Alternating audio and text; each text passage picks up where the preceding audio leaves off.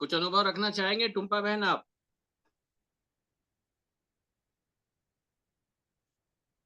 Audio on कर लीजिएगा।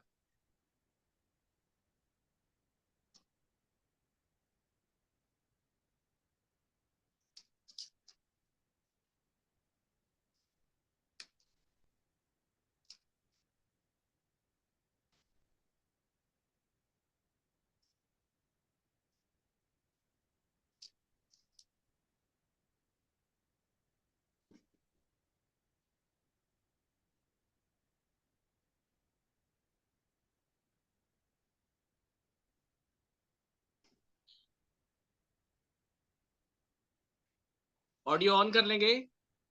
आपका ऑडियो जो है वो ऑफ है बहन। ये भैया उत्पत्ति का 4 से है।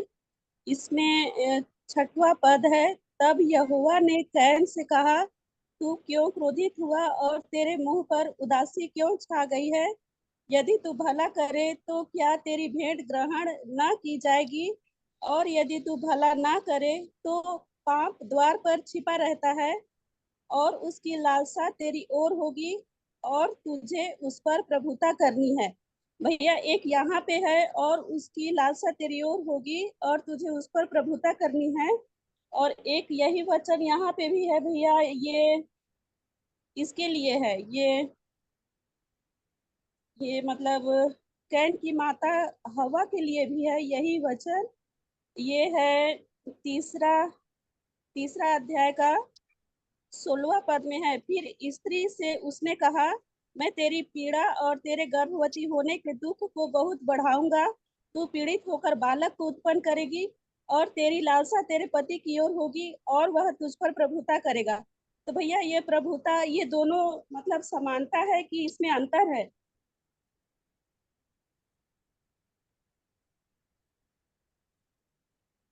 देखिए, प्रभुता तो अपने आप में जो शब्द लिखा हुआ है, प्रभुता का मतलब ये होता है प्रभुता करने वाला, जो आपके ऊपर लीड करता है, जो आपको दिशा निर्देश देता है, या आपके काम के लिए हामी भरता है।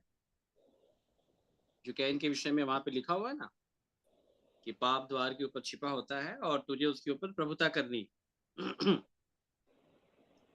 तो शाब्दिक अर्थ तो सबका एक ही होगा मेरे प्रियो, याद रखिएगा। शाब्दिक अर्थ तो अलग नहीं है, बट विषय अलग हो जाते हैं कि कौन से विषय के लिए वो कौन से शब्द लगाए गए। तो उन विषयों में अंतर होता है।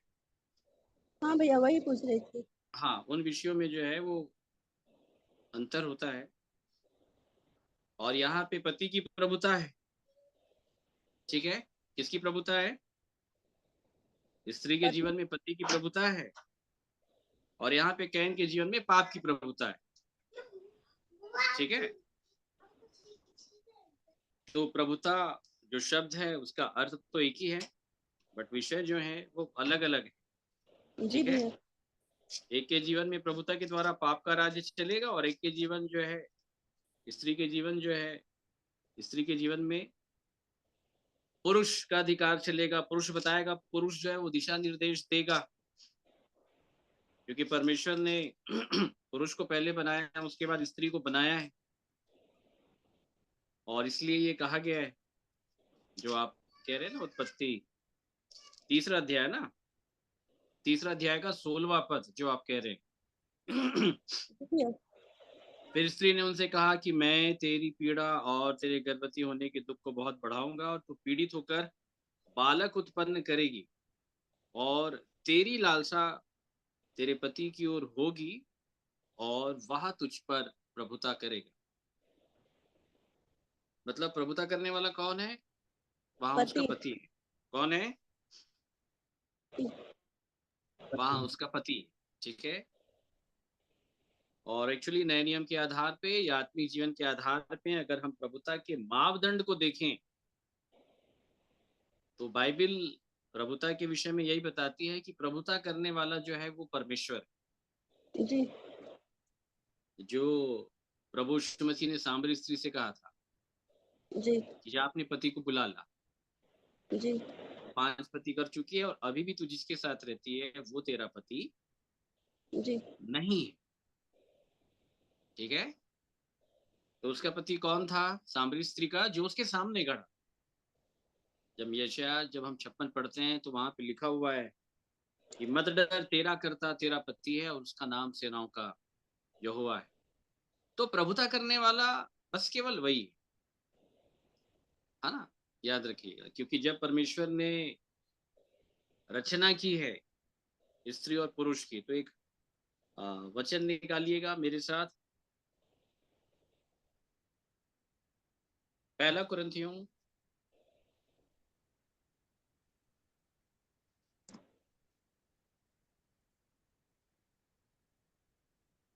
10वां अध्याय 7 से पढ़िए।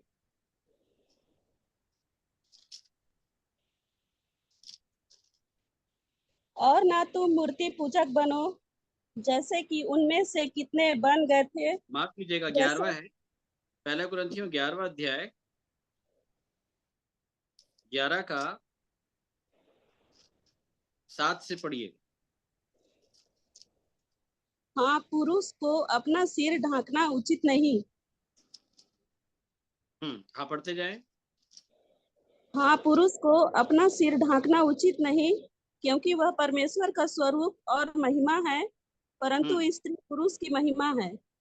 हम्म क्योंकि पुरुष स्त्री से नहीं हुआ, परंतु हम्म स्त्री पुरुष से हुई है। हम्म और पुरुष स्त्री के लिए नहीं सिरजा गया, परंतु स्त्री पुरुष के लिए सिरजी गई है। हाँ, ठीक है। तो ये क्रम यहाँ पे स्त्री और पुरुष को लेकर के बताया गया है, अगर हम बात प्रभुता की करते हैं मेरे प्रियो। ठीक है। जी भैया। पुरुष को सिर ढकना उचित नहीं है, क्योंकि वह परमेश्वर का स्वरूप और महिमा है, परंतु स्त्री जो है वो पुरुष की महिमा है। क्योंकि पुरुष स्त्री से नहीं हुआ, परंतु स्त्री पुरुष से हुई है। और पुरुष स्त्री के लिए नहीं सिरजा गया, परंतु स्त्री जो है अब वो पुरुष के लिए सिरजी गई।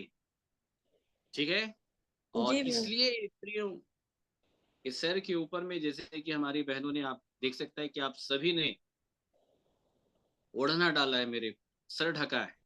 ठीक है। वो इसी जी नियम के भैया। आधार पे हमने ढका है। ठीक है। और बाइबल साफ बताती है कि स्त्री का जो सिर है वो पुरुष है। बोलिए कौन है? पुरुष। पुरुष है। पुरुष का सिर मसीह है, और मसीह। मसीह का सिर पिता। परमेश्वर है। तो ये क्रम है। ठीक है। नीचे स्त्री है, इधर देखिए नीचे कौन है? स्त्री। सब इधर देखिए, नीचे स्त्री है, स्त्री के ऊपर पुरुष है। ठीक है। मतलब स्त्री अगर चलेगी, आज इस क्रम को समझ लीजिएगा, स्त्री अगर चलेगी तो पुरुष की अधीनता में चलेगी, क्योंकि उसकी रचना, उसकी सृष्टि जो हुई है वो पुरुष से हुई है और पुरुष की अधीनता में हुई। ठीक है। जी तो जी। इसलिए स्त्री के ऊपर जो है, बड़े ध्यान के साथ सुनिएगा, पुरुष है। अर्थात स्त्री का सिर कौन है? पुरुष। पुरुष। मतलब अगर स्त्री कोई काम करेगी तो पुरुष की अधीनता में रहकर करेगी। किसकी अधीनता में? पुरुष की अधीनता। याद रखिएगा। अगर हम शारीरिक जीवन की भी अगर हम बात अगर करें, तो विवाहिता स्त्री के विषय में भी यही कहा गया है। और आत्मिक जीवन की भी अगर हम बात करें, तो वहां पे भी स्त्री जो है वो अधीनता में है प्रेरितों की। ठीक है। तो स्त्री का सिर जो है वो पुरुष है। ठीक है। पुरुष का सिर कौन है? पुरुष का सिर मसीह। मसीह है। मतलब ध्यान के साथ समझिएगा। अब यहाँ पे इन बातों में भेद ये है कि हर पुरुष की बात नहीं मानी जाएगी। उसी पुरुष की बात को मानना है जिसका सिर मसीह होगा। आमीन। अर्थात कहने हालेलुया। का मतलब, हम मान लेते हैं कि जैसे कोई स्त्री है, वो मसीह की मानने वाली, ठीक है, तो वो अपने पति की अधीनता में जरूर रहेगी, उसका कहना मानेगी, उसकी सेवा करेगी। ठीक है। परंतु पुरुष जो सिर है, अगर उसका सिर मसीह नहीं है, तो नीचे की स्त्री जो है, याद रखिएगा, वो डायरेक्ट मसीह की बात को मान के चलेगी ना, याद रखिए। यस आमीन। आ रही है बात समझ में? जी भैया। मतलब उस पुरुष की बात को मानना है जिसका सिर मसीह है। जी। ठीक है, जिसका सिर कौन है? मसीह है। अब इसको ध्यान के साथ समझिएगा कि ये पूरा बॉडी स्ट्रक्चर जो है कलीसिया का, वो कैसे बना हुआ है वो मैं आपको बताना चाह रहा हूँ। स्त्री का सिर अगर पुरुष हो गया तो स्त्री कौन है? स्त्री कौन है? स्त्री कौन है भाई? कौन है स्त्री? स्त्री का सिर अगर पुरुष है तो स्त्री कौन है? भैया कलीसिया। हम्म, नहीं नहीं नहीं, आप अभी उस पैटर्न में मत देखिएगा, मैं उस पैटर्न में भी लेके जाऊंगा। स्त्री बॉडी है, हाँ देह है, वो ज्योति जी ने सही कहा। स्त्री कौन है? देह बॉडी। है। तो इस देह का जो शरीर है, माफ कीजिए, इस देह का जो सिर है वो पुरुष है। बॉडी मतलब पुरुष। यहाँ का भाग आ गया ना, याद रखिए। जी। ठीक है, जी। इसके नीचे का पूरा भाग इसे स्त्री कहते हैं, और ये जो भाग है ये पुरुष है। जी। ठीक है, अच्छा क्यों पुरुष कहा गया है? पुरुष मतलब प्रभुता करने वाला। याद रखिएगा, आपकी होल बॉडी जो है, ये नीचे का जो भाग है, इसका कहना मानती। किसका? सिर। ठीक है, सिर का कहना मानती, ये याद रखिएगा। आ रही है बात समझ में? सिर का कहना मानती। ठीक है, मतलब आपकी बॉडी अगर चलेगी तो उसका ऑपरेटिंग जो सिस्टम है, वो सर है, वो यहीं से चलेगी आपकी पूरी बॉडी। याद जी। रखिए, जी। तो इसलिए इसको प्रभुता करने वाला इसको कहा गया है। ठीक है, अब पूरी स्त्री को अगर हम देख ले तो पूरी स्त्री अगर चलेगी तो वो अपनी बुद्धि अपनी समझ का सहारा नहीं लेगी, वो पुरुष की अधीनता में चलेगी। किसकी अधीनता में? पुरुष की अधीनता। पुरुष की अधीनता में चलेगी, लिखा है। किसकी अधीनता में? पुरुष की अधीनता। पुरुष, वो पुरुष जिसका सिर मसीह है। मतलब वो मसीह। सही तरीके से स्त्री को बता सकता है मसीह के विषय में। आत्मिक जीवन का जो गाइडलाइन है वही पुरुष सही रीति से दे सकता है, जिसका सिर मसीह होगा। और उस पुरुष की बात को स्त्री को मानना है। आ रही है बात समझ में? अब भैया जब पुरुष के सिर की बात आती है तो पुरुष का सिर कौन है? पुरुष का सिर मसीह। मसीह है। तो अगर पुरुष का सिर मसीह है तो पुरुष भी कौन हो गया? पुरुष किस में आ जाएगा फिर? अगर हम बस केवल स्त्री और पुरुष की बात करते हैं तो स्त्री देह हो गई, पुरुष सिर हो गया। परंतु जब हम स्त्री के ऊपर पुरुष और पुरुष के ऊपर जब हम मसीह की बात करते हैं तो सिर मसीह है, तो पुरुष भी कौन हो जाएगा? मसीह। वो भी देह में आ जाएगा, याद रखिएगा, वो भी स्त्री के कैरेक्टर में आ जाएगा। फिर स्त्री का मतलब स्त्री। क्या होता है? अधीनता में रहने वाली। याद रखिए, स्त्री का मतलब क्या है? अधीनता में रहने वाला। अधीनता में।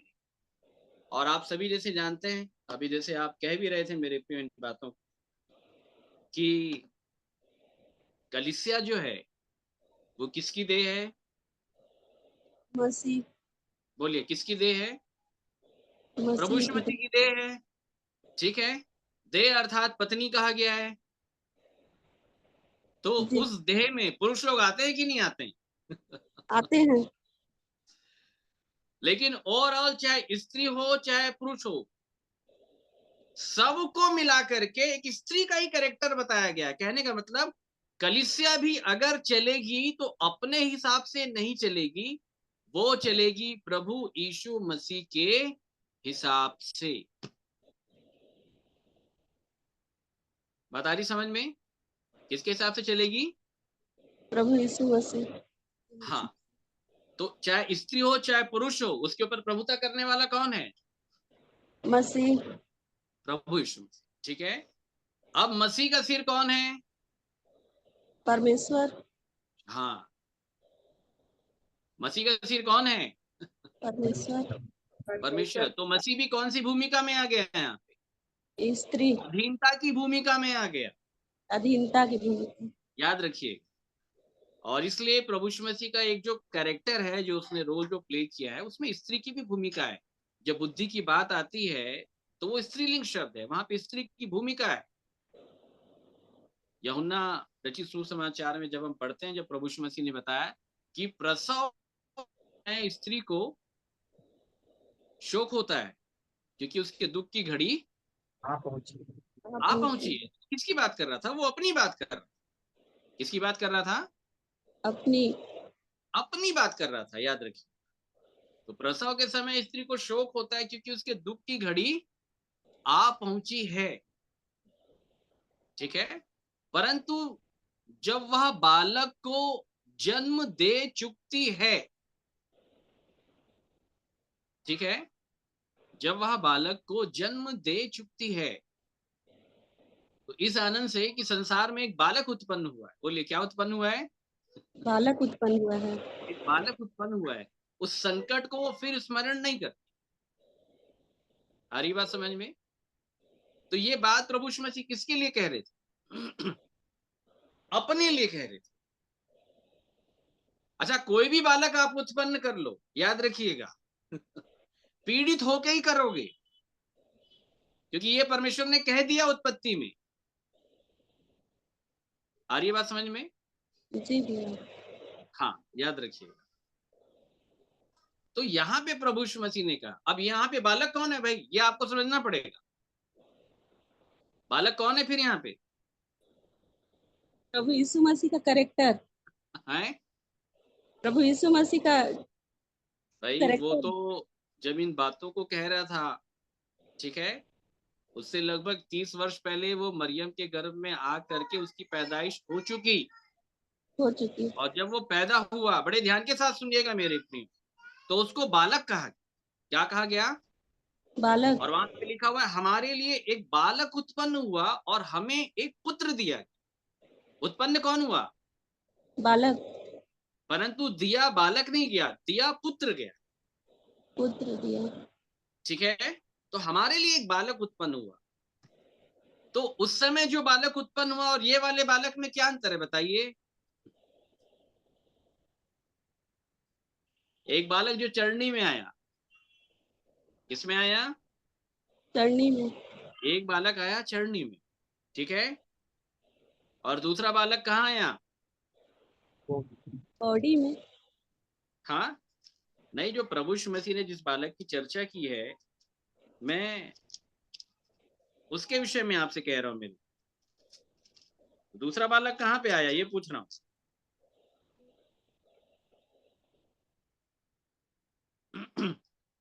दूसरा बालक वो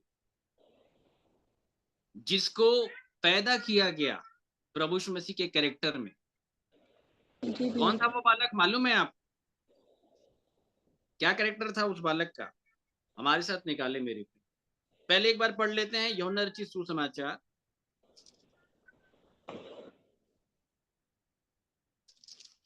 निकाल लें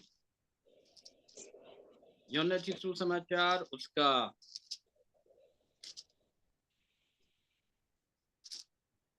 16वां अध्याय, 16 का 20 से पढ़िएगा आप लोग। बड़े मैं तुमसे सच सच कहता हूँ कि तुम रोगे और विलाप करोगे, परंतु संसार आनंद करेगा। तुम्हें शोक होगा, परंतु तुम्हारा शोक आनंद में बदल जाएगा।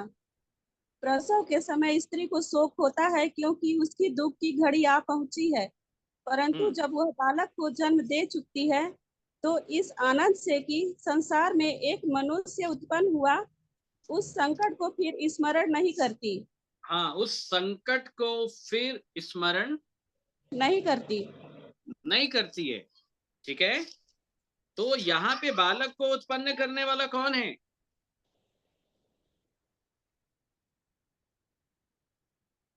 कौन है ये स्त्री? ये स्वयं प्रभु यीशु मसीह है। कौन है? स्वयं प्रभु यीशु मसीह। ये स्वयं प्रभु यीशु मसीह है। इसको बड़े ध्यान के साथ समझिएगा मेरे, ठीक है। और जी। उन्होंने किसको जन्म दिया फिर स्त्री के कैरेक्टर में होकर के? बालक को। तो वो बालक कौन था जिसको जन्म दिया गया? वही मैं पूछ रहा हूं आपसे, क्योंकि वही बालक सबके पास होना चाहिए। मसीह का कैरेक्टर भैया। हाँ, प्रभु यीशु मसीह का कैरेक्टर। देखिए, मेरे साथ एक वचन निकालिए, आप लोग बड़े ध्यान के साथ सुनिएगा। आनंद पहुंचाने वाला विषय है ये। मत्ती 18, बड़े ध्यान के साथ सुनिए।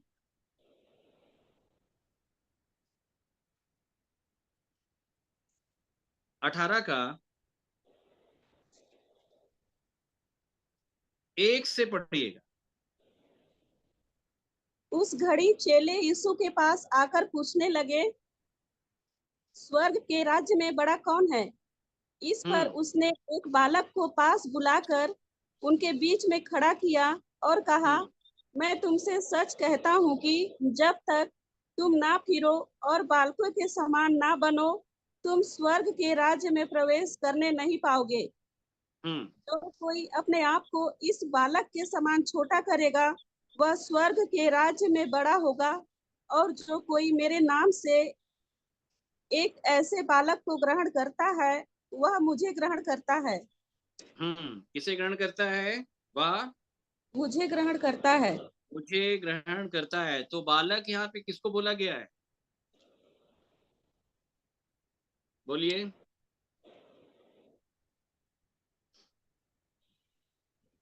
इस पर उसने एक बालक को पास बुलाकर उनके बीच में खड़ा किया। बोलिए, कहाँ खड़ा किया?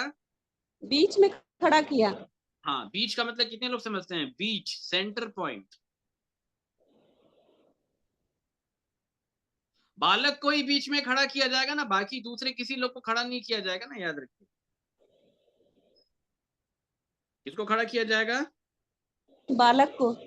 बालक को ही बीच में खड़ा किया जाएगा, और कोई दूसरा व्यक्ति नहीं है जिसको बीच में खड़ा किया जाए, याद रखिए। अच्छा, जिस बालक को बीच में खड़ा किया जा रहा है, ठीक है, वो कहां पे पाया जाता है मालूम है आप? मेरे साथ निकाले मरकुस 9 का 33, बड़े ध्यान के साथ सुनिए।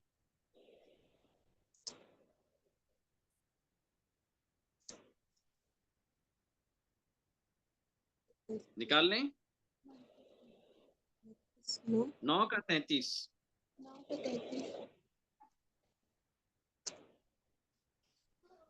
परंतु उसने फिर कर अपने चेलों की ओर देखा और पतरस को झिड़क कर कहा, हे शैतान, मेरे सामने से दूर हो, क्योंकि तू नहीं, परमेश्वर मरकुस की 9 का 35 है। 9 का 35, सॉरी। हाँ, 33। फिर वे कफरनहूम में आए और घर में आकर उसने उनसे पूछा, रास्ते में तुम किस बात पर विवाद कर रहे थे? वे चुप रहे, क्योंकि मार्ग में उन्होंने आपस में यह वाद विवाद किया था कि हम में से बड़ा कौन है। ये देखो, उनके बीच भी हमेशा ये वाद विवाद चलता था कि बड़ा कौन है। हाँ, आज भी बहुत सारे लोग हैं ना, वो आपस में इस बात को लेकर के वाद विवाद जो है वो करते रहते हैं कि हम में से बड़ा कौन है। तो बड़ा कौन होता है फिर? तो बोले जिसके बाल पक गए। अपने आप को छोटा करता है। हाँ, जिसके क्या हो गए? जिसके बाल पक गए हैं, उस आधार पे बड़ा समझा जाता है। या कैसे समझा जाता है? बोले कि भाई नहीं, अनुभवी हैं, इनके पास ज्यादा नॉलेज होगा तो ये बड़ा है। ठीक है, उम्र ज्यादा हो गई है, हमसे पहले विश्वास में आए हैं, चर्च के बहुत पुराने विश्वासी हैं, या बुजुर्ग हो गए हैं तो ये बड़े हैं। ये अन्य जातियों की रीति है, बाइबल की रीति नहीं है। ठीक है, पर प्रभु यीशु मसीह ने बताया, इस बात को लेके चेलों के बीच में हमेशा विवाद होता था। ठीक है, मरकुस 9 का 35 पढ़िए।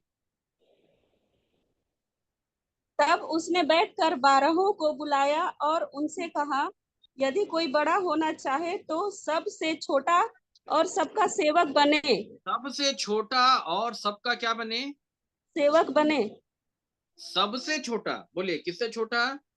सबसे छोटा हाँ, सबसे छोटा और सबका सेवक बने। सबका सेवक बने। ठीक है, सबका सेवक बने। आगे और उसने एक बालक को लेकर उनके बीच में खड़ा किया देखिए, और यहां पे भी लिख गया है कि फिर उसने एक बालक को उनके बीच में लाके, सेंटर पॉइंट पे लाके क्या किया? खड़ा किया। खड़ा किया। और उसे गोद में लेकर उनसे बड़े कहा। ध्यान के साथ सुनिएगा, ठीक है। और उसे गोद में लेकर उनसे कहा, उनसे कहा, आगे।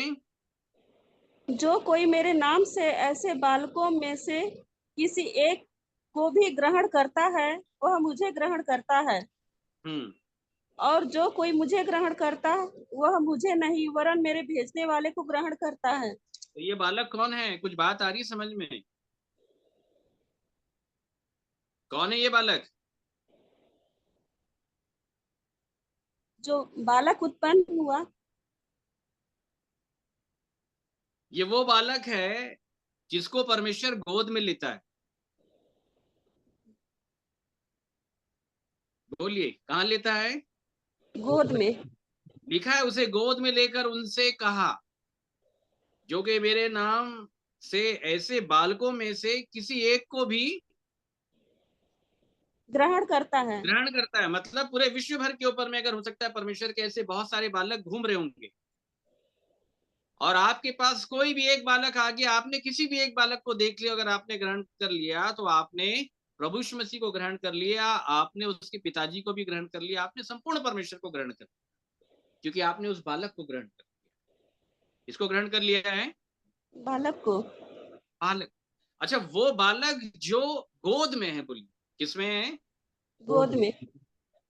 ये विषय यूहन्ना में लिखा हुआ है कि परमेश्वर को किसी ने कभी नहीं देखा, कभी नहीं नहीं देखा। देखा, परंतु जिस इकलौता पुत्र इकलौता जो पिता की, गोद में है। बोलिए कहाँ है? गोद में है। उसी ने उसे क्या किया? मतलब परमेश्वर को प्रकट करने के लिए बालक बनना पड़ेगा, और जो बालक बन गया उसको परमेश्वर उठा के अपने गोद में लेके चलेगा। वो जो बार बार लिखा है ना पुराने नियम में कि मैं तुमको उठाए चला करूंगा, उठाए फिरा करूंगा, तो वहां पे ऐसे जवानों की बात नहीं है, वहां पे बालकों की बात है। और इसलिए पिछली बार इससे संबंधित कुछ विषय निकले थे, तो उसका कुछ अंश मैं सामने रखा था, ठीक है।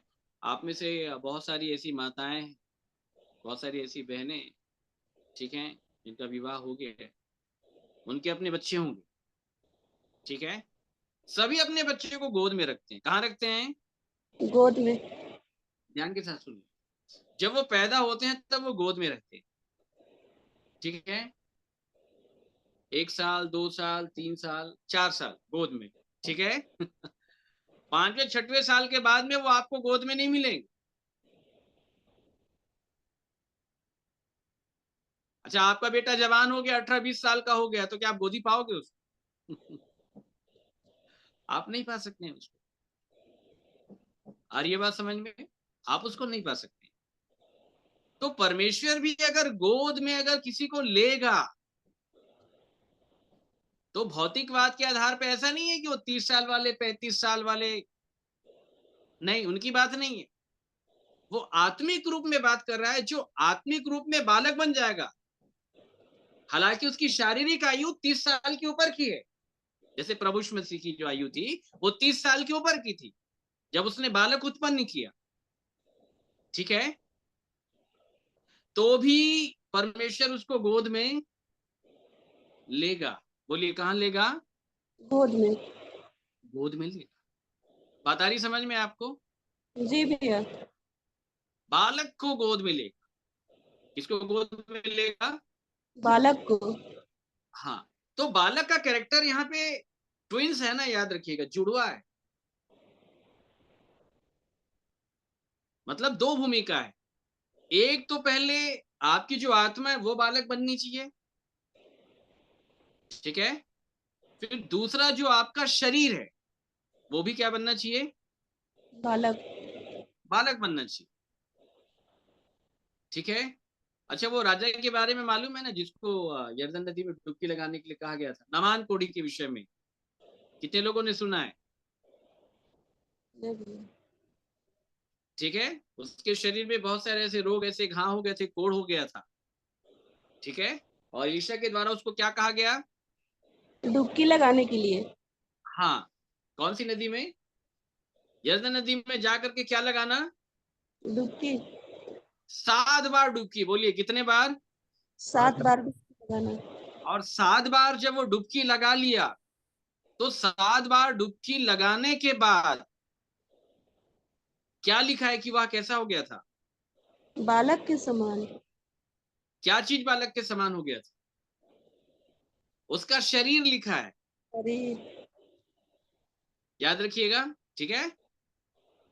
क्या चीज बालक के समान हो गया था? शरीर। शरीर बालक के समान हो गया था मेरे। बात समझ रहे हैं आप? जी भैया। ठीक है। तो याद रखिए, प्रभु यीशु मसीह ने भी अपने शरीर को बालक बनाया। क्या बनाया? बालक। बालक बनाया। उसने कहा मुझसे सीखो, क्योंकि मैं मन में नम्र और दीन दीन हूं। हूँ। तो परमेश्वर की नम्रता और दीनता को, परमेश्वर के पूरे जीवन को वो अपने शरीर में प्रकट करके दिखाने के लिए आया। किसमें? शरीर में प्रकट करने के लिए। और याद रखिएगा, परमेश्वर कभी भी बड़े शरीर में प्रकट नहीं होगा, बालक वाले शरीर में प्रकट होगा। कौन से शरीर में? बालक वाले शरीर में। तो याद रखिएगा। अच्छा, ये आत्मिक युद्ध का चित्रण है। आप दाऊद को देख लो, और उसके विरोध में कौन खड़ा था? गोलियत। हाँ, गोलियत खड़ा था। गोलियत की पर्सनालिटी कैसी थी? बहुत बड़ी थी। दाऊद हाइट। उसके सामने छोटा। छोटा था, बालक के समान था। बात समझ में आ रहे हैं? दाऊद बालक के समान था, लेकिन उस छोटे दाऊद ने बड़े गोलियत को मार डाला।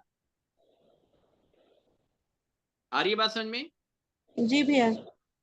तो शैतान को अगर हराना है, ठीक है, तो आपको छोटा बन शैतान के सामने बड़ा नहीं बनना है। क्या बनना है? छोटा बनना है। छोटा। बात आ रही समझ में? क्या बनना है? छोटा बनना। इसलिए बाइबल में लिखा है बुरे का सामना नहीं करना, क्योंकि सामना जब भी आप करने के लिए जाते हैं तो आप इन बातों को बताने का प्रयास करते हैं कि मैं भी कुछ हूं, या मैं तुमसे ज्यादा हूं, या तुमसे ज्यादा नहीं तो एटलीस्ट तुम्हारे बराबर तो हूं, या तुम्हारे बराबर भी नहीं तो भी भाई बोलेंगे, हम तुमको छोड़ेंगे नहीं। भले तुमसे झापड़ खा लेंगे, लात खा लेंगे, लेकिन बोलना हम नहीं छोड़ेंगे। बात आ रही समझ में? तो जब भी कोई इस रीति के आधार पे सामना करने के लिए जाता है, तो वो बड़ा होता है, वो बालक नहीं होता। बालक कभी सामना करने के लिए नहीं जाएगा ना, इसको याद रखिए, क्योंकि बालक बहुत छोटा है। छोटा है। आ रही है बात समझ में? बालक जी क्या भैया। है? छोटा है। बहुत छोटा है। और इसलिए जब प्रभु यीशु मसीह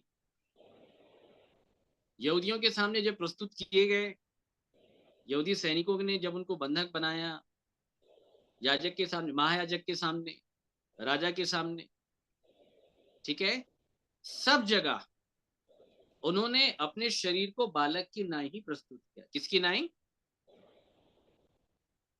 बालक की। बता रही समझ में? बालक की नाई। चुपचाप थे, शांत थे, मतलब शरीर की क्रिया को उन्होंने मार दिया। क्या कर दिया? शरीर की क्रिया को मार दिया। क्रिया को मार दिया, पूर्ण रूप से मार दिया। और इसे लिखा है कि वो बहुत बड़ा परमेश्वर क्या बन गया? छोटा बन। क्या बन गया? छोटा बन गया। हाँ, छोटा बन गया, याद रखिए, ठीक है। तो प्रभु यीशु मसीह ने अपने आप को छोटा करके दिखाया है। क्या करके दिखाया है? छोटा करके। हाँ, छोटा करके दिखाया, याद रखिए, ठीक है। तो ये बालक है। कौन है ये बालक बालक। है। अच्छा, अब ये बालक वो है जिसको परमेश्वर उठा के कहाँ रख लेगा? अपने गोद में। गोद में। और जो बालक पिता की गोद में है, वही बालक परमेश्वर को क्या कर देगा? प्रकट। प्रकट कर दे। आ रही है बात समझ में?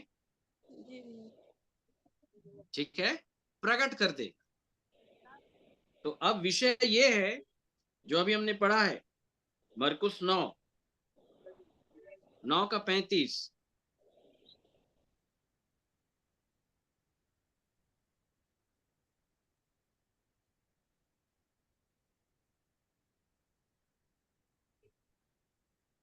पढ़े 9 का 35। तब उसने बैठकर 12 को बुलाया और उनसे कहा, यदि कोई बड़ा होना चाहे तो सबसे छोटा और सबका सेवक बने। और उसने एक बालक को लेकर उनके बीच में खड़ा किया और उसे गोद में लेकर उनसे कहा, जो कोई मेरे नाम से ऐसे बालकों में से किसी एक को भी ग्रहण करता है वह मुझे ग्रहण करता है, और जो कोई मुझे ग्रहण करता है वह मुझे नहीं वरन मेरे भेजने वाले को ग्रहण करता है। यदि कोई बड़ा होना चाहे तो सबसे क्या बने? छोटा बने। चलिए बताइए, कितने लोग छोटा बनना चाहते हैं? इधर तो कैमरे के ऊपर में आकर के आप लोग बताइए। फिर एक बहुत अच्छी बात मैं आपको बताऊं, हाथ खड़ा करके बताएं सारे लोग, मैं देख रहा हूँ सब लोग अपने वीडियो मोड को ऑन कर लें और बताएं कि कितने लोग छोटा बनना चाहते हैं। फिर आज छोटा बनने का एक बहुत अच्छा सूत्र जो है वो आपके सामने रखें। सब चाहते हैं छोटा बनना, लेकिन आपको जान के आश्चर्य होगा कि आप छोटा नहीं बन पाओगे।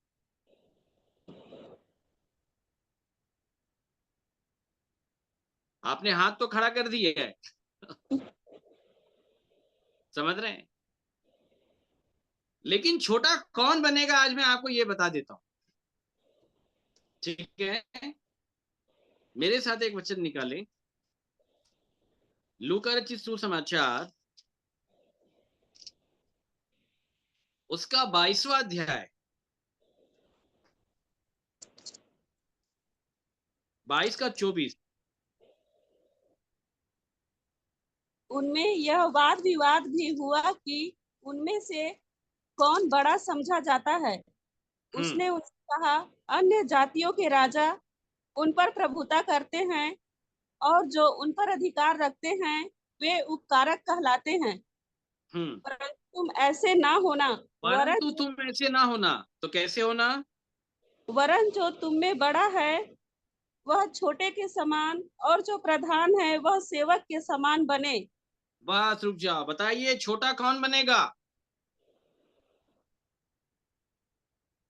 छोटा कौन बनेगा? बड़ा और प्रधान। छोटा कौन बन सकता है?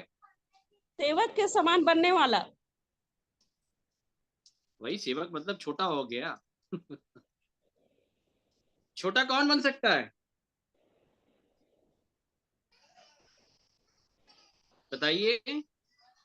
जो बड़ा है। अरे हाँ, जो बड़ा है, बोलिए क्या है? जो बड़ा है। जो बड़ा। जो बड़ा है वही छोटा बन सकता है। ठीक है, इसका मतलब बात ये साफ है कि जो बड़ा नहीं है वो छोटा भी नहीं बन पाएगा। आ रही बात समझ में? वो छोटा भी नहीं बन पाएगा। आ रही बात समझ में? सब सुन पा रहे हैं मेरी बात? ठीक है, सब छोटा नहीं बन पाएंगे, जो बड़े हैं वे ही छोटे बनेंगे, छोटा छोटा नहीं बनेगा। जो बड़ा है वही छोटा बनेगा। और आप लोग बड़े होने की परिभाषा कितने लोग जानते हैं? इधर देखिए सामने सब लोग और बताइए कितने लोग जानते हैं? बड़े को छोटा बनने के लिए कहा गया है, छोटे को छोटा बनने के लिए नहीं कहा गया है। और छोटा भले छोटा आपको दिखाई देता है, याद रखिएगा, लेकिन एक्चुअली छोटा नहीं है, वो भी बड़ा ही होगा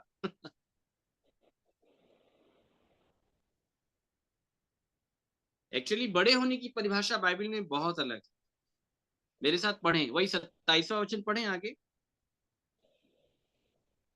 क्योंकि बड़ा कौन है, वह जो भोजन पर बैठा है, बस रुक या जाइए, बड़ा कौन है? वह जो भोजन पर बैठा है। आप में से कितने लोग बैठे हैं भोजन पे? मैं नहीं बैठ पाई हूँ भैया।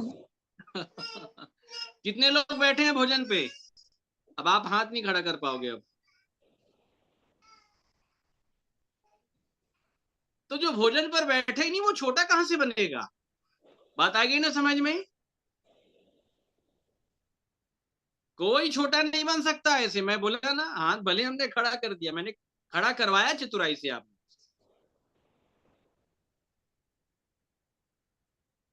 आई बात समझ में?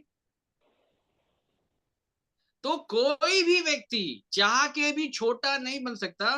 पूरा जो कंट्रोल है वो परमेश्वर के हाथ में है। छोटा वही बनेगा जो बड़ा है परमेश्वर की दृष्टि में। और बड़ा कौन है? जिसको परमेश्वर ने भोजन की कुर्सी पर बैठाया है। कहां बैठाया है? भोजन की कुर्सी पर। याद रखिएगा, भोजन की कुर्सी जिसके पास होगी वो बड़ा है। और उसी को छोटा बनना है, क्योंकि लिखा है तुम में जो बड़ा है वो छोटा बने, लिखा है। तुम में जो बड़ा है वो छोटा बने। तुम में जो बड़ा है, अगर वो वास्तव में और बड़ा होना चाहता तो उसको छोटा बनना है। परमेश्वर बड़ा था कि छोटा था, ये बताइए। बड़ा। बड़ा था। छोटा, वो छोटा था क्या? बड़ा था। बड़ा था। बड़ा छोटा बन गया। आ रही है बात समझ में? ठीक उसी आधार पे विश्वास के जीवन में जितने लोग अपने आप को अनुभवी समझते हैं, बड़े ध्यान के साथ सुनिए, या जितने लोग समझते हैं कि मेरे पास ज्ञान ज्यादा है, और वास्तव में हो सकता है होगा भी बहुत लोग के पास, जिनको लगता है अनुभव ज्यादा है, जिनको लगता है हमारे पास ज्ञान भी है, जिनको लगता है कि हमने बहुत सारी चीजों को बहुत करीब से देखा है, आत्मिकता को बहुत अच्छे से जानते हैं, बहुत अच्छे से समझते हैं। याद रखिए, ठीक है? तो उनका ये सारा अनुभव तब सार्थक हो जाता है जब वो छोटे बन जाए। क्या बन जाएंगे? क्योंकि वो बड़े हैं। क्या है वो? बड़े हैं, याद रखिए। और इसी आधार पे जो प्रभु यीशु मसीह ने बताया कि जब राई का दाना जब बोया जाता है, तब सब प्रकार के साग पात के बीजों से वो क्या होता है? छोटा। बहुत छोटा होता है, इसीलिए बोया जाता है। आई बात समझ में? तो जब फिर कोई व्यक्ति इस आधार पे छोटा हो जाता है, वही बोया जाएगा, और कोई बोया नहीं जाएगा। याद रखिए, ठीक है? और जब उसको परमेश्वर बो देगा, याद रखिएगा, तो वही उग जाएगा और सारे साग पात के बीजों से क्या हो जाएगा? बड़ा हो जाएगा। इतना बड़ा हो जाएगा कि आकाश के पक्षी उसके डाली के ऊपर बैठ के क्या करने लग जाएंगे? बसेरा बसेरा। करने लगे। क्यों? क्योंकि ये बड़ा था, ये छोटा हो गया। ये छोटा हो गया इसलिए मैंने इसको बहुत बड़ा कर दिया। बात आ रही समझ में मेरे प्रियो? विराट परमेश्वर छोटा हो गया। तुम में बड़ा कौन है? बड़ा वो है जो भोजन पर बैठा बैठा है। है। किस पर बैठा है? भोजन पर। हाँ, भोजन पर बैठा है। याद रखिएगा, प्रभु भोज की गद्दी पे प्रभु यीशु मसीह बैठे थे। पता है कि भोज की कुर्सी पे प्रभु यीशु मसीह बैठे थे। हर जगह याद रखिएगा, प्रभु यीशु मसीह जहां भी बैठे थे, याद रखिएगा, वो स्थान बहुत बड़ा था।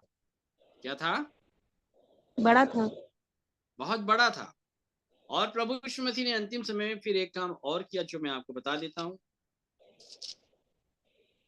यूहन्ना 14,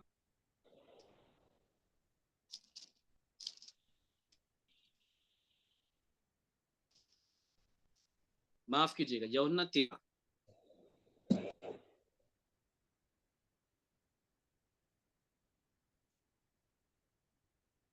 13 का 2 से पढ़िएगा, बड़े ध्यान के साथ सुनिए।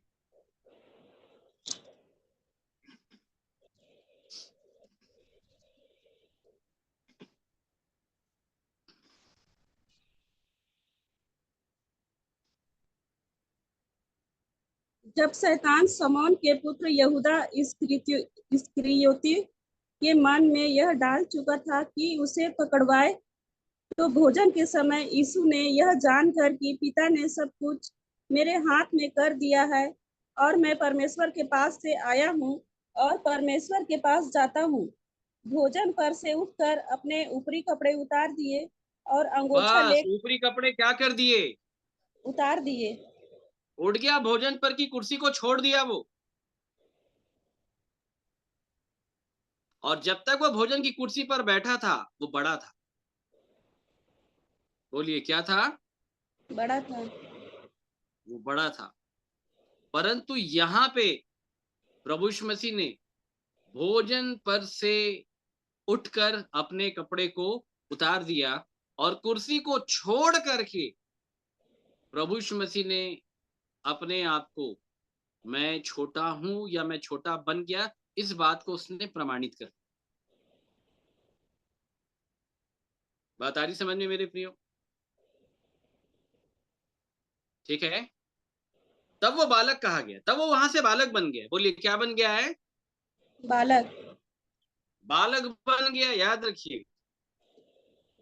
और ये बालक फिर पैदा हो रहा था। बोलिए क्या हो रहा था? पैदा। अच्छा, वो बार बार जो पौलुस कहता है ना, मैं अधूरे दिनों का जन्मा हूं, अधूरे दिनों का जन्मा हूं, जो परमेश्वर से जन्मा है वो पाप नहीं करता, वो इस बालक की कहानी है, याद रखिए। और इस बालक को जन्म लेने में बहुत दिन लगते हैं। कितने दिन लगते हैं? बहुत दिन। बहुत दिन लगते हैं। पौलुस के जीवन शैली से हम समझ सकते हैं। उसने कहा मैं अधूरे दिनों का जन्मा हूं, अधूरे दिनों का मैं जन्मा हूं, अभी पूरे दिनों का जन्मा नहीं हूं। आत्मिक रूप से जन्म लेना बहुत अलग है। जल से जन्म लेना बहुत अलग है और आत्मा से जन्म लेना बहुत अलग है। जो कोई आत्मा से जन्म ले लेता है वो इस बालक के समान होगा, याद रखिए। नए जन्म के अनुभव में आना, या मैं यूं कहूं आरंभीकरण, नया जन्म पा लेना बहुत अलग विषय है। नया जन्म केवल पा लेने से कोई स्वर्ग नहीं जाएगा ना, याद रखिए। नए जन्म को आत्मा के द्वारा बालक बनने के अनुभव तक आना, ये बहुत अलग है। नया जन्म जब इस बालक की नाई जब हो जाएगा, नया जन्म जब इस बालक के अनुभव में जब कन्वर्ट हो जाएगा, तभी लोग स्वर्ग जाएंगे, इसको याद रखिए।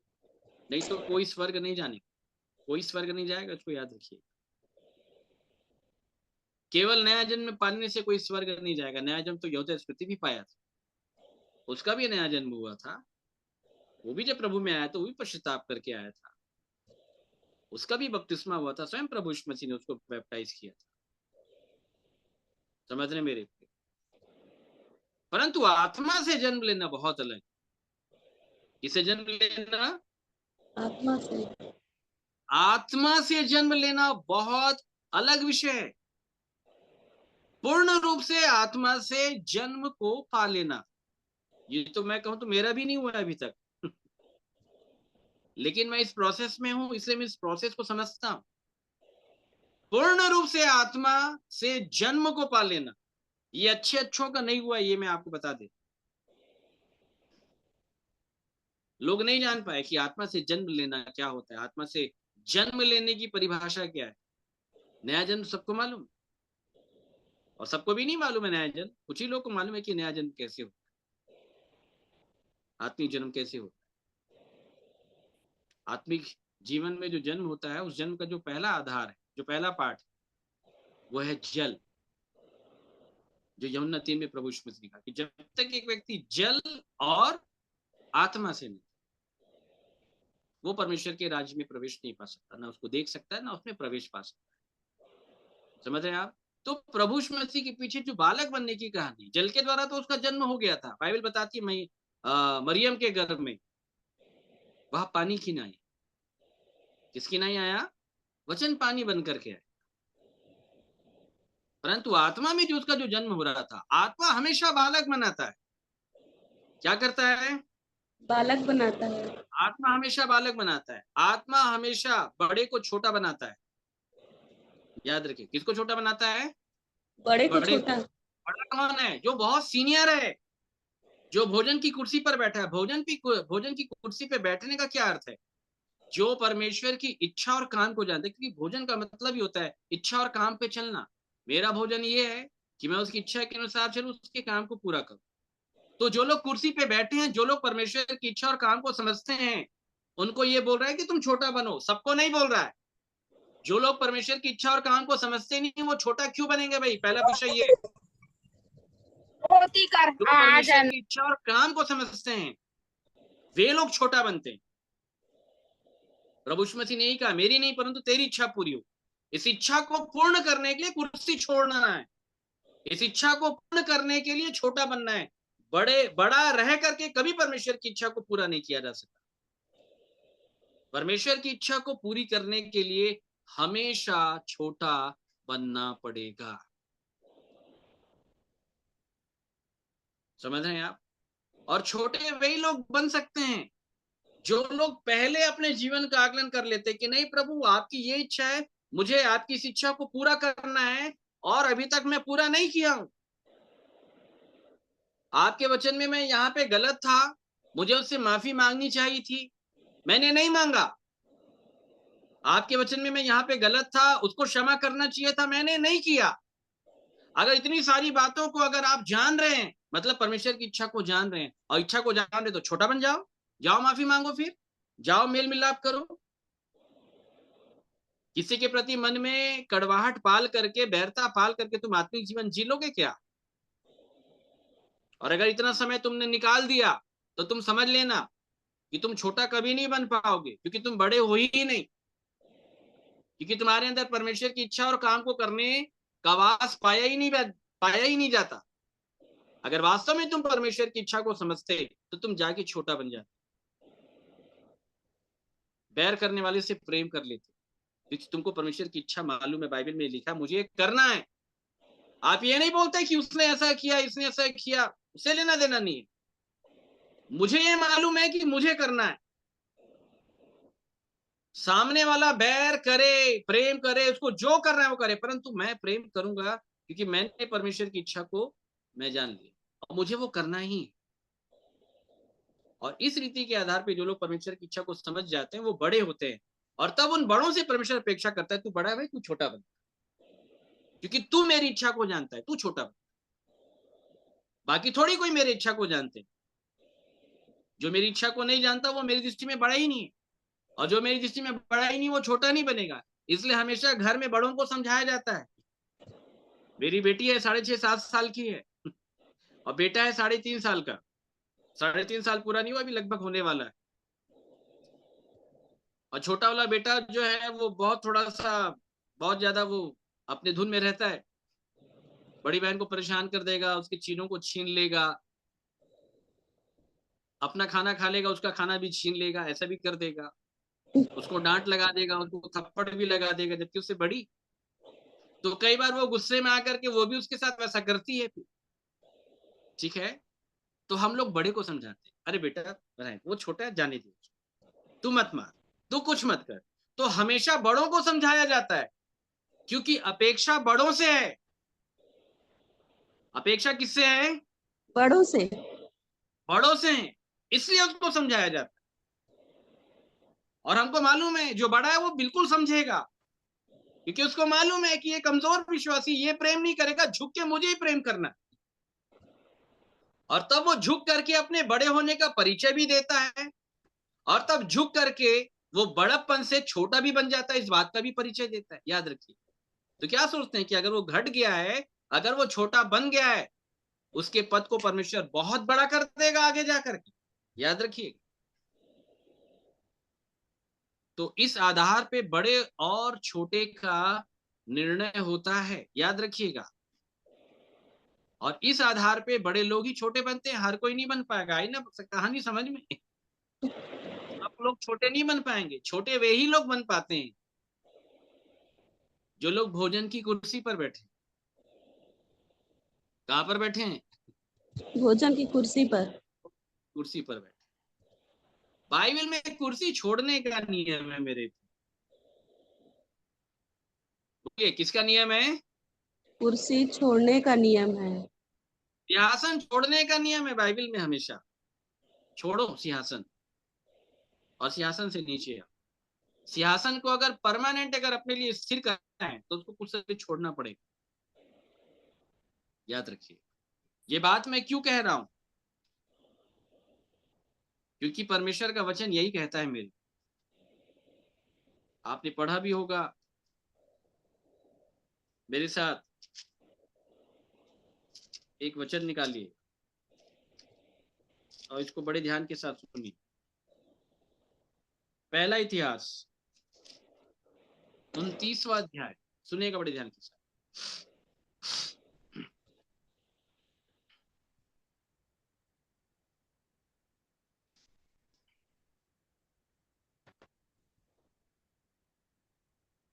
22 से पढ़िएगा। भैया पहला इतिहास 29 का 22। हाँ 22 से पढ़िए। उस दिन यहोवा के सामने उन्होंने बड़े आनंद से खाया और पिया। फिर उन्होंने दाऊद के पुत्र सुलेमान को दूसरी बार राजा ठहराकर यहोवा की ओर से प्रधान होने के लिए उसका और याजक होने के लिए सादोक का अभिषेक किया। तब सुलेमान अपने पिता दाऊद के स्थान पर राजा होकर यहोवा के सिंहासन पर विराजने लगा और समृद्धशाली हुआ और इज़राइल उसके अधीन हुआ। सब बस रुक हाकिमों जाइएगा। सुलेमान किसकी कुर्सी पे बैठा था?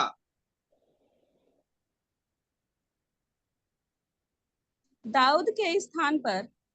हाँ फिर से पढ़े 23।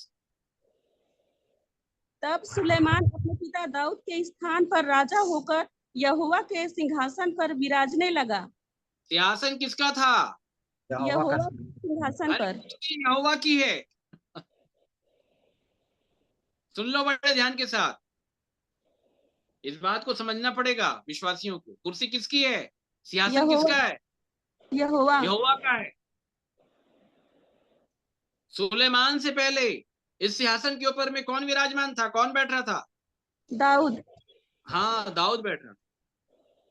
और केवल दाऊद नहीं, दाऊद के पहले भी सिंहासन के ऊपर बहुत लोग बैठे हैं, क्योंकि ये यहोवा परमेश्वर की नम्रता और दीनता का परिचय। उसने अपना सिंहासन खाली कर दिया और बोला बैठ जाओ, मैं तुमको अपने स्थान पर बैठाता हूं, अपनी कुर्सी पर बैठाता हूं। हालेलुया। और अपने स्थान अपनी कुर्सी पर बैठा करके उस बड़े विराट यहोवा परमेश्वर ने छोटा बनने का परिचय दे दिया पुराने नियम में भी। बात आ रही समझ में? जी भैया। हालांकि बाइबल ये बताती है कि जितने लोग यहोवा के सिंहासन पर बिठाए गए, सब लोग हमेशा राज्य नहीं कर पाए। अब यहोवा के सिंहासन पर अब जो बैठा 2000 वर्ष पहले, कि अब वो हमेशा के लिए बैठेगा। उसका नाम है उसका बेटा, उसका पुत्र प्रभु यीशु मसीह। क्योंकि जितने भी यहोवा के सिंहासन पर बिठाए जाते थे, बड़े ध्यान के साथ सुनिएगा मेरे, बाइबल बताती है सबके ऊपर मृत्यु का राज्य चला।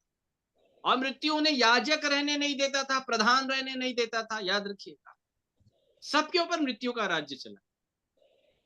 इसलिए जितने भी पुराने नियम के विश्वासी लोग हुए, सब लोगों ने कुछ ना कुछ गलतियां, कुछ ना कुछ खामियां, कुछ ना कुछ छोटे पाप उनसे हो ही जाते थे। बात समझ रहे हैं मेरे प्रियो? जी भैया। तो सिंहासन खाली हो जाता था। क्या लिखा है मसीह के विषय में कि मसीह को किसका सिंहासन दिया जाएगा? यहोवा का। उसके पिता दाऊद का सिंहासन, जो यहोवा का सिंहासन है, वो मसीह को दिया जाएगा। चूंकि मसीह के ऊपर मृत्यु का राज्य नहीं चला, उसने मृत्यु को हरा दिया, इस कारण उसके लिए वो पद हमेशा के लिए अटल हो गया। वो हमेशा के लिए बैठे। बाप की कुर्सी में बेटा बैठे, पिता की कुर्सी में उसका पुत्र बेटा बैठेगा। पुत्र और कहां बैठा था? पिता के दाहिने। दाहिने। बात आ रही समझ में? तो उसने नम्र और दीन हो करके वो स्थान लिया, और वो स्थान पिता का था। किसका था? पिता का। पिता का था। याद रखिए। आ रही है बात समझ मेरे प्रियो? जी तो भैया। पुत्र के रूप में प्रकट हो करके परमेश्वर ने सबसे छोटा बन करके अपने स्थान में फिर से वो उसने कब्जा किया, छोटा बन करके। क्या बन करके? छोटा बनकर। हाँ, छोटा बन करके, याद रखिए। अगर परमेश्वर के सिंहासन पर अगर कोई बैठना चाहता है, उसके दाहिने अगर कोई जाना चाहता है, उसकी अधीनता में अगर कोई आना चाहता है, तो याद रखिए उसको छोटा बनना पड़ेगा। बड़ा बन करके कोई भी काम नहीं कर सकता, इसको याद रखिए। तो क्या बनना पड़ेगा? छोटा। छोटा ही बालक। और इस बालक का जन्म स्त्री के द्वारा होता है। किसके द्वारा? स्त्री के द्वारा। स्त्री। वो स्त्री जो मसीह की अधीनता में होगी, जिसका सिर मसीह होगा। अब स्त्री में कोई भी विश्वासी आ सकता है, चाहे पुरुष भी आए चाहे स्त्री भी आए। अगर कोई पुरुष अगर अपने जीवन में उस बालक को प्रकट करना चाहता है, तो उसे भी मसीह के सिर की अधीनता में आना पड़ेगा, तब वो स्त्री ठहरी।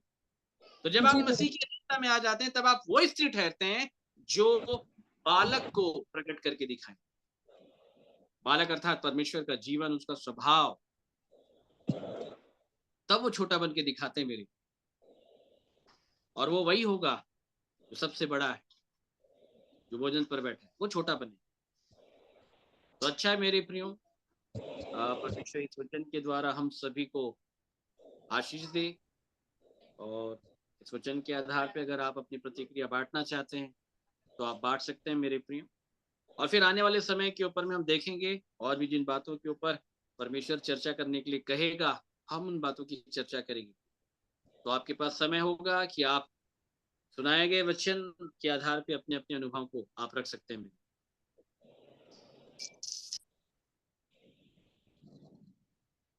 सो मेरे प्रियो, आप अपनी प्रतिक्रिया अवश्य रखें। हमने जो वचन सुना है उनके आधार पर। सो आप सभी के पास अवसर होगा, आप अपनी अपनी प्रतिक्रिया अवश्य दीजिए। सो ये आपका समय है।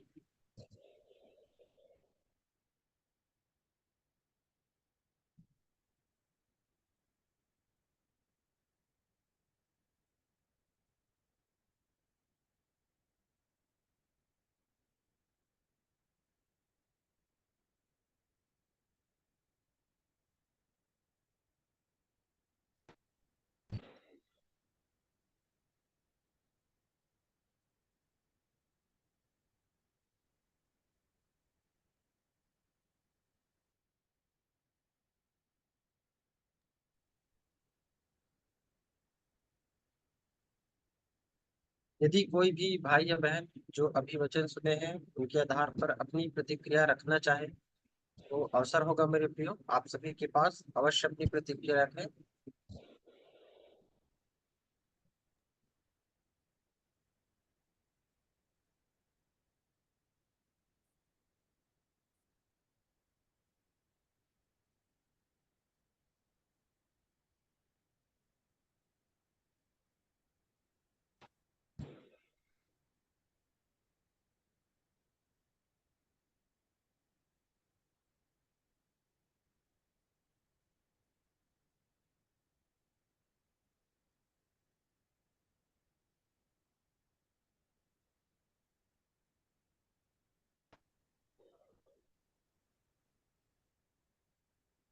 मधुसूदन भैया, आप मुझे सुन पा रहे हैं क्या? मधुसूदन भैया,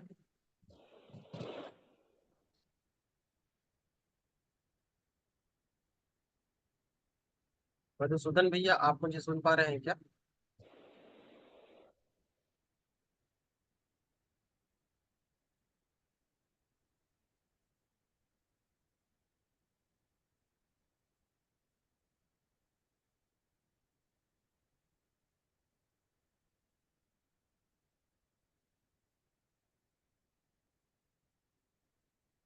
यदि कोई अपनी प्रतिक्रिया रखना चाहेंगे तो फिर हम अंतिम प्रार्थना के भाग में जाएंगे।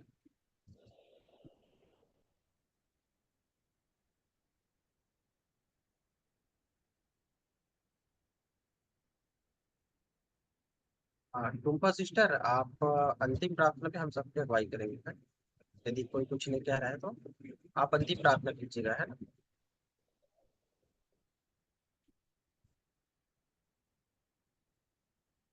जी भैया। जी, अंतिम प्रार्थना कीजिए, फिर हम समाप्त करें।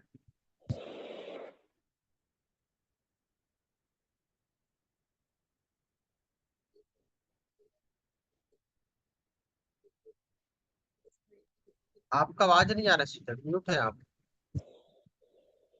देख लीजिए आप।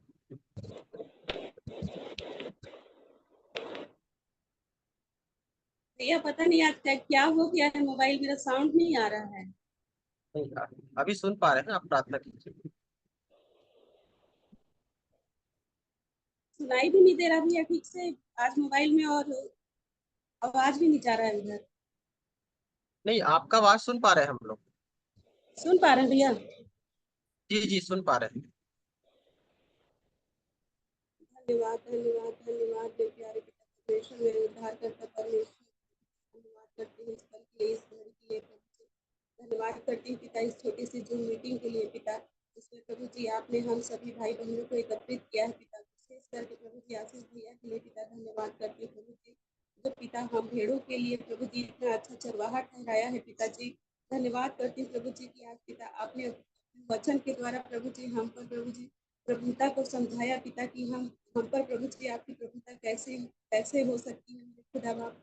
प्रभु जी हमने इतने अच्छे तरीके से समझा मेरे खुदा बाप, और गोलियत को और दाऊद को भी हमने समझ पाया प्रभु जी की दाऊद कैसे छोटा बनकर प्रभु जी गोलियत का सामना किया पिता। प्रभु जी हमें भी प्रभु वो सामर्थ प्रदान करो पिता कि हम भी प्रभु जी आपके आपका जो हम फिर प्रभुता हो प्रभु जी उसके अनुसार पिता हम मेरे खुदा बाप छोटे बन सके प्रभु जी, दीन हो सके प्रभु जी, और साथ ही साथ मेरे खुदा बाप छोटे होने से पहले पिता हम भोजन की कुर्सी पर बैठ सके पिता। वो सामर्थ को देना प्रभु जी, वो समझ वो बुद्धि को देना पिता हम सभी भाई बहनों के लिए प्रभु जी, विशेष करके प्रभु जी मैं अपने लिए प्रार्थना करती हूँ मेरे खुदा कि मेरा जीवन प्रभु जी आज भी पिता पूरी रीति से पाप से भरा हुआ है मेरे खुदा। मेरे जीवन में प्रभु जी मेरे अंदर प्रभु जी एक भी अच्छी वस्तु नहीं पाई जाती मेरे खुदा, जिसे मैं पिता मैं अपने हाथ प्रभु जी तेरे हाथ सामने फैला सकूं मेरे खुदा बाप। हाँ मेरे पिता, ये जो मेरे हाथ प्रभु जी नाना प्रकार की प्रभु जी अशुद्धता से प्रभु जी गंदे हो चुके हैं पिता, ये खून से भरे हुए हाथ है मेरे खुदा जी। खुदा बाप मेरे पिता इन हाथों को प्रभु जी इन हाथों को प्रभु जी निर्दोष और निष्कलंक बना मेरे खुदा बाप की प्रभु जी। मैं पूरी रीति से पिता निर्दोष और निष्कलंक होकर प्रभु ये हाथों को उठाकर प्रभु तुझसे विनती और प्रार्थना कर सकूं पिता, मुझे इस लायक बना मेरे खुदा बाप पिता। भैया ने मुझे प्रभु जी प्रार्थना के लिए प्रभु जी कहा पिता, लेकिन मुझमें समझ नहीं है, न बुद्धि नहीं है पिता कि मैं प्रार्थना कर सकूं मेरे खुदा बाप प्रभु जी। मुझे इस लायक बना मेरे पिता कि मैं तेरे सामने प्रभु जी सामने पिता मैं अपने हाथों को फैलाकर तुझसे प्रार्थना कर सकूं मेरे खुदा। इस छोटी सी विनती को प्रभु जी मैं तेरे सामने लेकर आती हूँ प्रभु जी, स्वीकार करो प्रभु इस पापी इस तुच्छ की प्रार्थना प्रभु तेरे सिंहासन के निकट प्रभु जी ग्रहण होने पाए मेरे खुदा बाप। प्रभु जी इस छोटी सी दुआ प्रार्थना को पिता प्रभु यीशु के सामर्थ्य नाम से मांगती प्रभु जी, सुनकर बड़ी दया से स्वर्ग का ग्रहण कर लीजिए प्रभु जी। आमीन आमीन। तो आप सभी को जय मसीह मेरे प्रियो। रात को 7:30 का सभी को जय मसीह की। आगे जय मसीह। 7:30 से आगे का भाग वचन क्या है मेरे प्रियो। यदि कि प्रभु की इच्छा रहा तो हमारे बीच में आशीष जी उपस्थित रहेंगे। सो एक बार पुनः आप सबको जय मसीह। जय मसीह की। सबको जय मसीह। सभी को जय मसीह की। जय मसीह।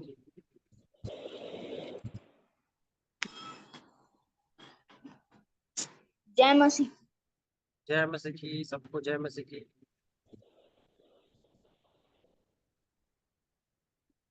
सो हम मीटिंग एंड करेंगे मेरे प्रियो।